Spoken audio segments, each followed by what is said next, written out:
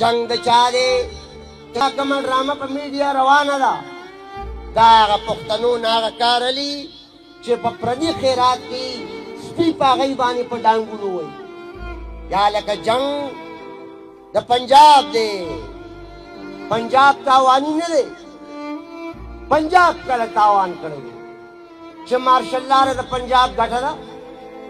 نواز شریف وزیر اعظم دی د پنجاب ګټه ده عمران خان وزیر اعظم دی د پنجاب ګټه ده تاوان خو د پښتنو دی تاوان خو د پښتونخوا دی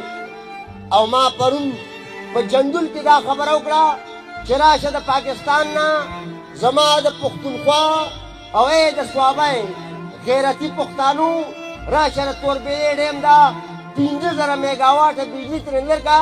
دا پاکستان دی د چا پلار یوه هفته وچلی یوه هفته راشه ماله به نامه بدله کړي خو کام سره به څه کوو کام کې به بیداري څوک پیدا کوي باچا خان خو به خبره کوله چې په کم کام کې دو اقتدار او د پیسې لالچ پیدا شي حال دای مختصر به کم درته چې کم زمون دی په جار دا خبره کوو چې د عوامي نیشنل پارټۍ سیاست خو د دې معاشري د یو عام وګړي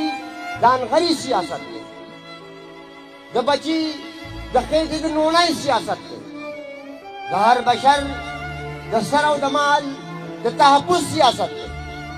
د عوامي نیشنل پارټۍ سیاست خدامن سیاست دی د جمهوریت سیاست دی د ترقۍ سیاست دی او خلک دروغ وایي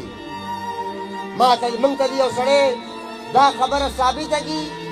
چې څنګه یو سړی وایي چې زه له دې ځای نه ملیشیا او سنګاپور جوړوم ته به صوبایي خودمختاري نه ورکوې ته به صوبایي خودمختاري یقیني کوې نه او ته به د پاکستان نه د ایشیا ټایګر جوړوې نو کنځل ورپسې هم نه کوو بدې ردې ورپسې هم ونه وایو خو تپوس دې کوو چې څنګه به یې نه جوړوې راشه موږ دې پوه کړه